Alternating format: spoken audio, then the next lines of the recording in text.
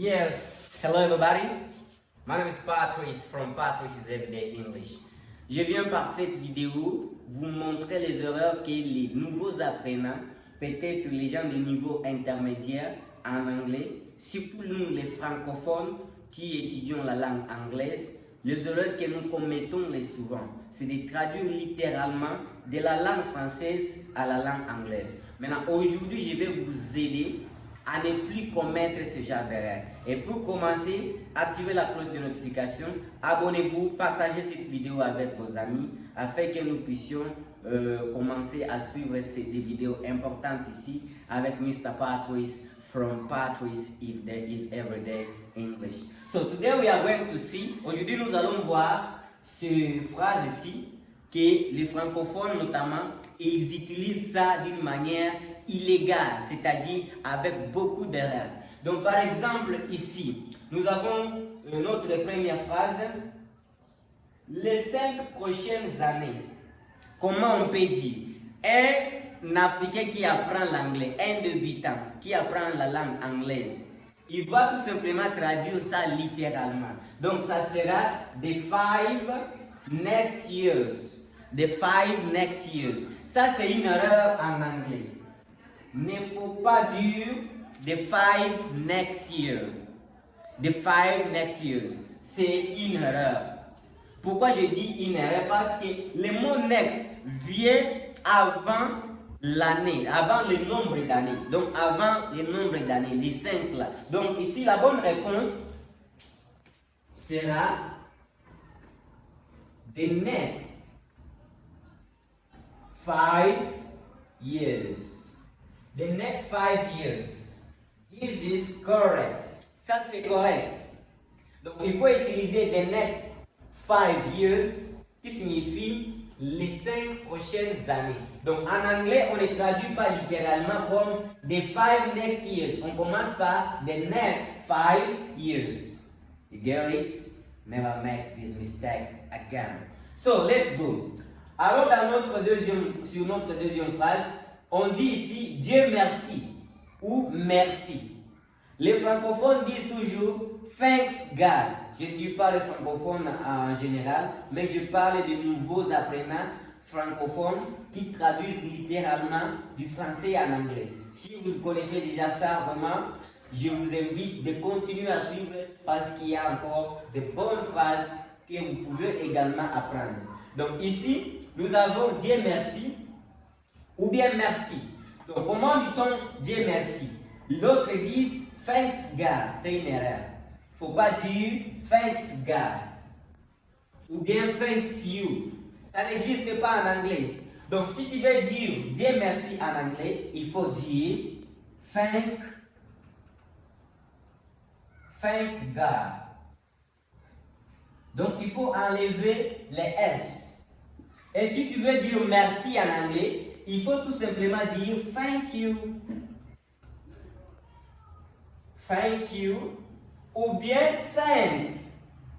Tu peux dire thank you ou bien thanks parce que utiliser thanks c'est trop formel. Mais il ne faut pas dire thanks you. Il faut tout simplement dire thanks. Ok, si quelqu'un, vous savez, dans la vie, il y a de ces personnes-là qui sont vraiment irreconnaissantes. Quand quelqu'un fait quelque chose d'important dans ta vie, il faut savoir remercier. Ok, il faut savoir dire un simple merci parce que ça montre la gratitude envers la personne. Make sense? So let's go. Nous avons ici aller sur internet. Les francophones traduisent soit littéralement bien, mais il y a quelque chose qui manque ici. Donc aller sur internet, ce n'est pas to go on internet. Et d'ailleurs ici les Américains disent internet. Ok? To go on internet. Ça c'est une mauvaise phrase. Cette phrase est incorrecte. Donc si tu veux dire aller sur internet, en bon anglais, il faut dire to go on. Donc ici on aura besoin de l'article défini qui est the. Ok, donc ici on aura to go on the internet. Je vous ai dit l'internet en anglais, les Américains prononcent internet. Ok, to go to the internet ou bien to go to the internet. Ça, c'est correct. Donc, il faut penser à ajouter l'article ici. Jusque-là, si la vidéo vous plaît, activez la cloche de notification, abonnez-vous pour ne pas rater nos prochaines vidéos. Nous allons également ici, nous avons « Je vis au Congo depuis 4 ans ». Je vis au Congo depuis 4 ans. Et en allant d'abord, le verbe aller en anglais, c'est le verbe to go. Mais ici, nous parlons du verbe vivre. Je vis au Congo depuis 4 ans. Comment pouvons-nous traduire cette phrase en anglais? Les francophones, ceux qui commencent à apprendre l'anglais, s'il vous plaît, ne dites pas I live in Congo since 4 years. Non, non, ne dites pas ça. Je vis au Congo depuis 4 ans. Non, ne dites pas ça. C'est une très grande erreur à ne pas commettre encore. Il ne faut pas dire, parce que le verbe vivre, c'est to live. Il ne faut pas dire I live in Congo since 4 years. Non. Donc, vous êtes en train de vivre au Congo et vous continuez de vivre. Vous ne devez pas conjuguer le verbe vivre au présent. Donc, ici, la bonne réponse sera I've been. Ok? I have been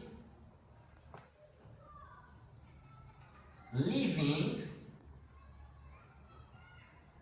I have been living in Congo.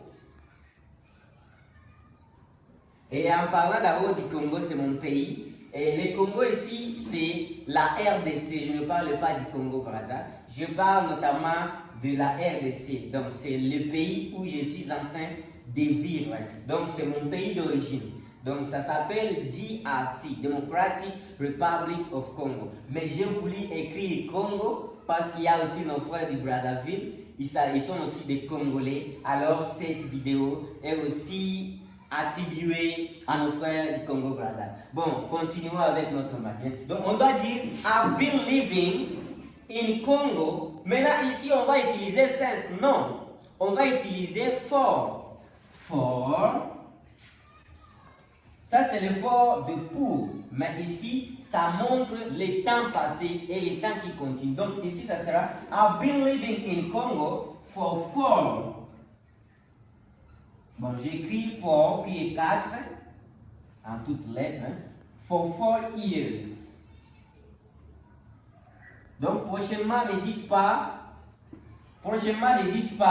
I live in Congo since 4 years. Il faut dire I've been living in Congo for 4 years. You get it? Thank you. N'oubliez pas de vous abonner, partager la vidéo avec vos amis. Donc, nous passons ici. Comment vas-tu? Comment vas-tu? Parce que cette erreur, je le vis dans beaucoup de mes apprenants. Ils commettent ce genre d'erreur. Donc, ici, au lieu de dire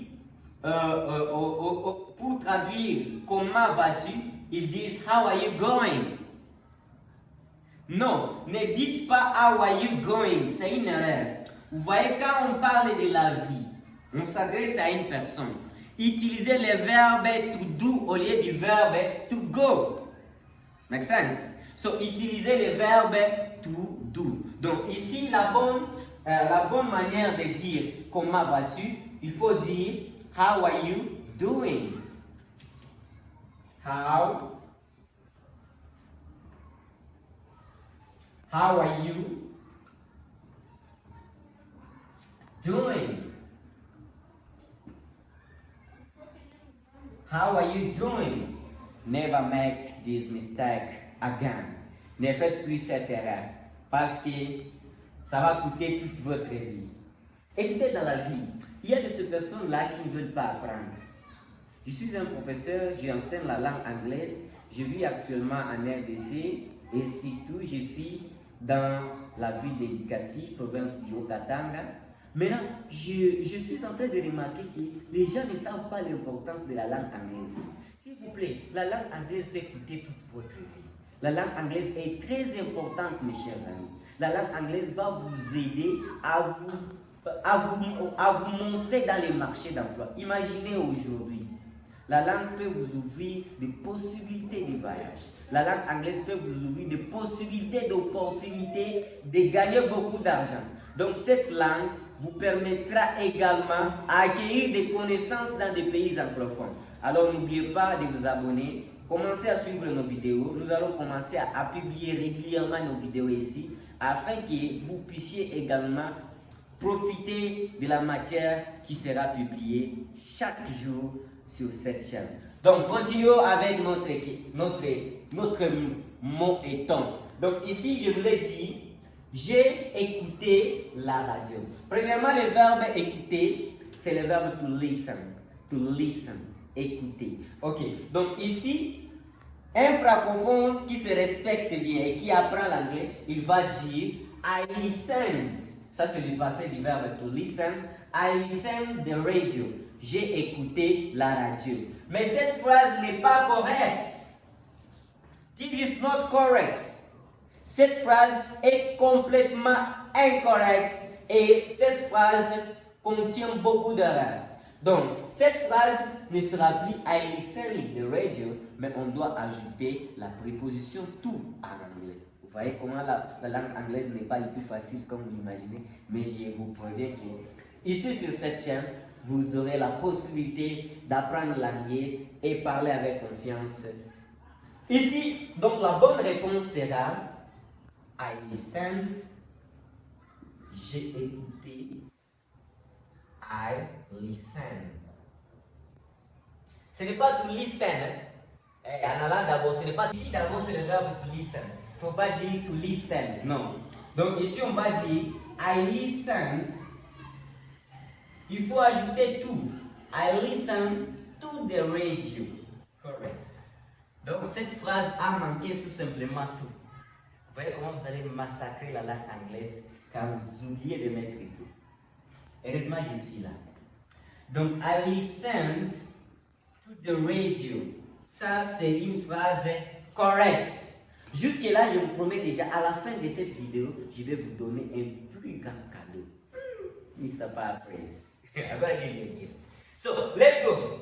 Nous avons cette phrase ici. Prendre une décision. Verbe prendre en anglais, c'est le verbe to take.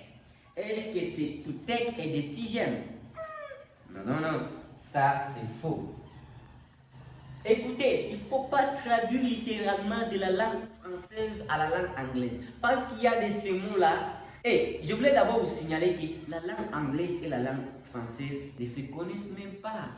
Ils ne sont pas des amis, mes chers amis. Mais pourquoi voulez-vous traduire littéralement mot à mot? Donc, il faut venir sur ma chaîne, abonnez-vous. Vous serez à l'abri de toutes les bonnes vidéos qui vont vous aider énormément et vous serez en mesure de parler l'anglais avec confiance en soi. Bon, let's go. Nous avons ici prendre une décision. Est-ce que c'est to take a decision? Non. Il ne faut plus dire to take a decision. I take a decision to go to school. J'ai pris la décision. I took the decision to go to school. J'ai pris la décision d'aller à l'école. Non. N'utilisez pas le verbe to take quand vous voulez parler de prendre une décision en français. C'est une erreur. Donc ici en anglais nous allons dire utiliser le verbe to make. Donc ici ça sera to make a decision.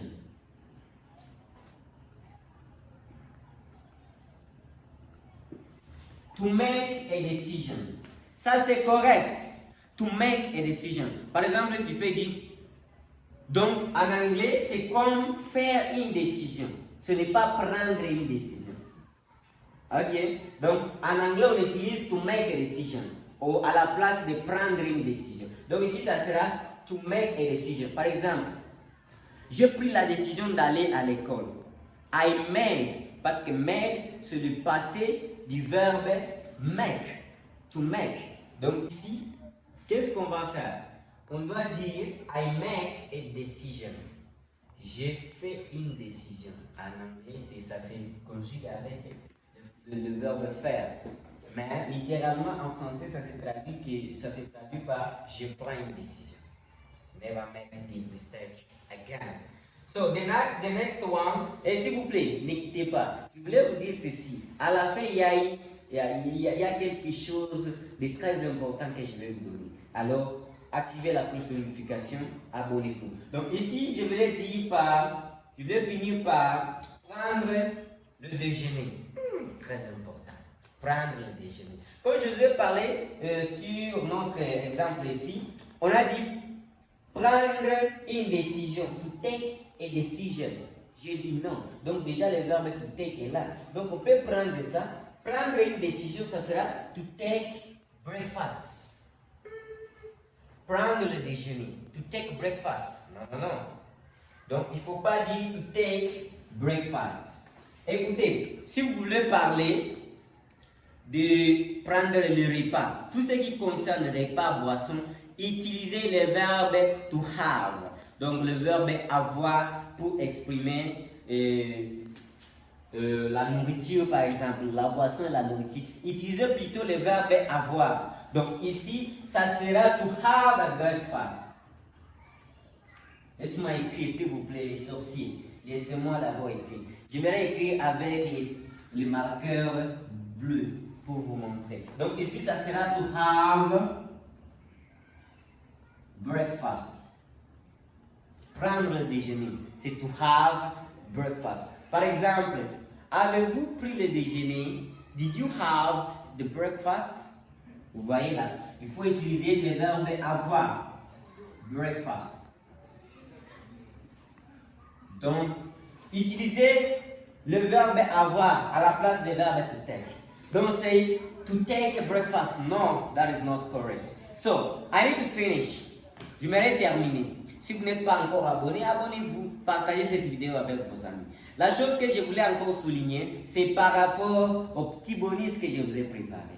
Parce que les francophones veulent traduire littéralement du français en anglais. Non, non, non, ça ne se passe pas comme ça. D'abord, sur le début de nos vidéos ces derniers temps, on va commencer à décortiquer les erreurs, surtout les erreurs que les francophones commettent quand ils apprennent la langue anglaise. So, ici, j'aimerais vous aider avec une expression. Par exemple, en français, on a l'habitude de dire « j'ai 20 ans ». Donc, on utilise l'auxiliaire avoir pour dire j'ai 20 ans. Est-ce qu'en anglais c'est... Bon, je vais écrire même quelque part ici. Donc, prenez votre cahier de notes, écrivez j'ai 20 ans. J'ai 20 ans. J'ai 20 ans en anglais. Ce n'est pas I have. Ce n'est pas I have. Ce n'est pas I have 20 years. Ce n'est pas I have 20 years old. Il ne faut pas dire I have 20 years old. Et d'ailleurs, la bonne prononciation de 20, ce n'est pas 20. Ce n'est pas 20. Donc, il faut prononcer ça comme 20. Ok? 20. Donc, ici, je viens d'effacer notre première phrase pour vous écrire la bonne réponse ou bien la bonne expression à utiliser. Donc, il ne faut pas dire I have 20 years old. Et d'ailleurs, ce n'est pas 20, c'est 20. I have 20 years old. C'est toujours incorrect. Donc, il ne faut pas utiliser l'auxiliaire avoir en anglais parce que c'est j'ai 20 ans. Mais en anglais, utilisez plutôt l'auxiliaire être. Donc, ici, ça sera I am. Donc, c'est comme je suis 20 ans. Vous voyez comment il y a une très grande différence entre la langue anglaise et la langue française. Donc, ici, la bonne expression, ça sera I am 20. J'écris en rouge pour que vous puissiez bien comprendre. I am 20